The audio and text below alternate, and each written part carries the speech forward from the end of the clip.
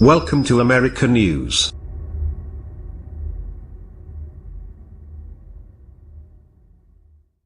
Donald Trump's presidency is bad for business, his own. Unless his business is getting presidential business. Conflict of interest concerns over the mix of presidential politics and his personal businesses have followed Trump ever since he announced his candidacy after gliding down the escalator of his namesake tower. And it's been difficult for the public to get a clear view of the extent to which the two worlds have become blended. Even the former White House ethics director, who resigned in July, noted, "There's an appearance that the businesses are profiting from his occupying the presidency.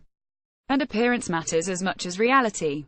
A larger picture of that reality is now emerging, thanks to data gleaned from government reports, potential business partners and, most recently, newly released financial data from the UK which, unlike the US, mandates that most private companies must publicly release its annual financial reports. While some of the Trump brands show signs of duress, a select few, where politics and business are most thickly stirred, are seeing their revenue soar. Losses at home and abroad. Last week's release of 2016 financial reports for Trump's luxury golf courses in Scotland offer a rare, detailed look at the Trump operation's financial health. The iconic Turnberry Resort, which he famously visited in the middle of the Brexit referendum, saw losses that doubled to $23 million in 2016 and revenue that fell by 16%, according to the documents. Losses at Trump International Golf Links, north of Aberdeen, Scotland, also increased by 28% to $18.4 million, the filings showed. Revenue fell by 12%. Donald Trump shakes hands with a supporter at Turnberry Golf Course in Turnberry, Scotland, on June 2016. Carlo Allegri. Reuters. Back across the pond, Trump courses in blue states aren't faring well, either. His public golf course just outside Los Angeles has seen double-digit drops in revenue, with fewer golf rounds being played, and TV production booking has been drying up, according to the New York Times, which also reported that attendance is off at his courses in the Northeast. Both regions predominantly voted for Hillary Clinton. In June, Trump hotels touted two new budget-friendly hotel lines, Cyan, targeting millennials, and American Idea, meant to appeal to patriotic customers in rural areas. The Trump Organization said at the time that it had 39 signed letters of intent for the Cyan properties. And yet, besides one signed Cyan hotel in Mississippi and 3 American Idea locations still under negotiation, the Trump Organization has largely declined to verify where the hotels will be or who the local partners are. Related. President Trump resigns from businesses, leaves Son's CFO in charge. Reporting by ProPublica and Forbes found signs of work on 5 other locations, all of them stalled.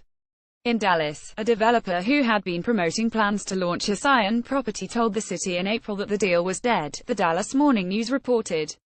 A potential Austin expansion met headwinds when the city voted for a non-binding resolution calling for a boycott of Trump hotels and products. Patronage is off at the glitzy 391-room, 5-star Trump Soho in the Democratic stronghold of New York City, according to WNYC. Professional athletes have refused to stay there, employees were laid off and its signature sushi restaurant closed its doors. Big-name corporate events, a revenue mainstay for Trump properties, are booking elsewhere. Room rates have been slashed from $700 to $400. Loss of prestige. The retail side has suffered, as well. Ivanka Trump's fashion line was trying to expand into Japan, but the deal was cancelled, her company said in a letter to the House Judiciary Committee, after it said it learned that the company's major shareholder was the state-owned Bank of Japan.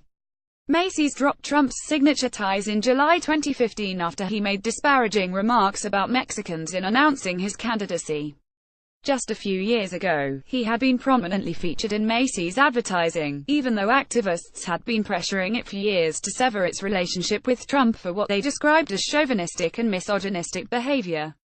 In 2012, after an online petition called for Macy's to remove him from its ads, Trump told this reporter in a phone interview, "I do what's right. I don't have a plan." Even before taking office, Trump's acrimonious presidential campaign had already started to shave the shine off his own brand. The number of luxury consumers who rated the Trump brand as upper class fell to 50%, according to the January 2016 results of an annual brand survey from BAV Consulting, a division of advertising giant Young Rubicam. Those equating the Trump brand with prestige also saw a 40% decline. But business is brisk in Trump country. at Trump National Golf Club in Mooresville, North Carolina, an area where many NASCAR stars live and that voted heavily for Trump. The membership roster is swelling and private event bookings are on an upswing, the New York Times reported. International connection Trump properties being used for presidential business and by Washington political jockeys have also seen the revenues increase. Trump's 128-room Mar-a-Lago vacation resort in Florida has been a frequent location for him to decamp to and conduct presidential business, hosting state visits by Japanese Prime Minister Shinzo Abe and Chinese President Xi Jinping. From left, Robert Kraft, owner of the New England Patriots, First Lady Melania Trump, Japanese Prime Minister Shinzo Abe, President Donald Trump and Abe's wife, Aki Abe, at Trump's Mar-a-Lago resort in Florida on February 10. Nicholas Kame FP Getty Images. File revenues jumped in 2016 at Mar-a-Lago from $29.7 million to $37.3 million, according to Trump's financial disclosure forms. The private club doubled its membership fee after the inauguration, from $100,000 to $200,000, although next year's figures will likely detail the impact of nearly 24 charities that cancelled gala events at the resort after Trump's controversial comments in the wake of the violent Charlottesville, Virginia, protests. In addition, Trump's aircraft company, which was used throughout his presidential campaign to ferry the candidate between campaign stops, saw its revenue double from $3.7 million to $7.7 million, according to the same disclosure forms.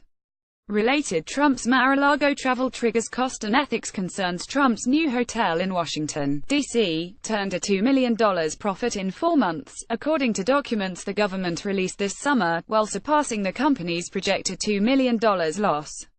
The Pennsylvania Avenue Hotel has become the de facto power watering hole, serving up a signature cocktail of politics, business and access.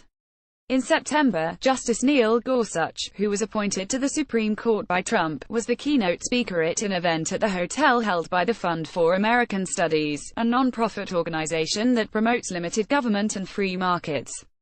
While the event didn't solicit donations, according to ACUNPR, the hotel received the usual booking and catering fee.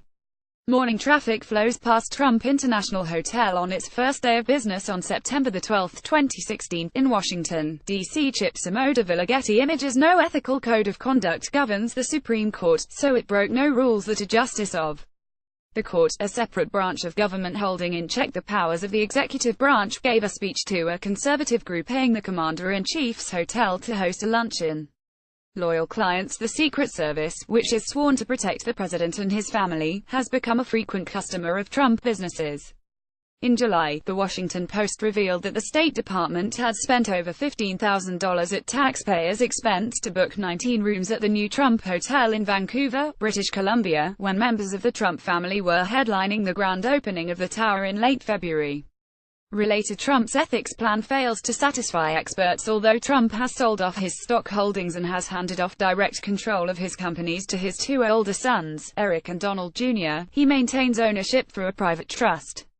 But he is designated as the sole beneficiary and can withdraw his profits at any time, even while in office, as first reported by ProPublica.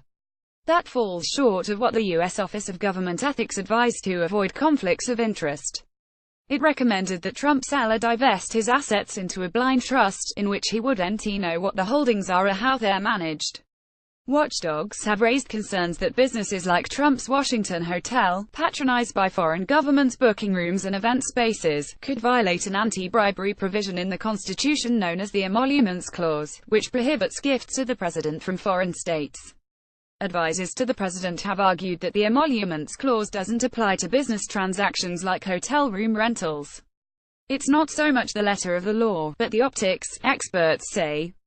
There is an appearance that the businesses are profiting from his occupying the presidency, the outgoing head of the Office of Government Ethics, Walter M. Schaub Jr., said in July. The Trump Organization didn't respond to a request for comment from NBC News. Correction, October 16, 2017, 11:15 a.m. An earlier version of this article misstated when Macy's dropped Donald Trump's signature ties. It was in July 2015, not last year.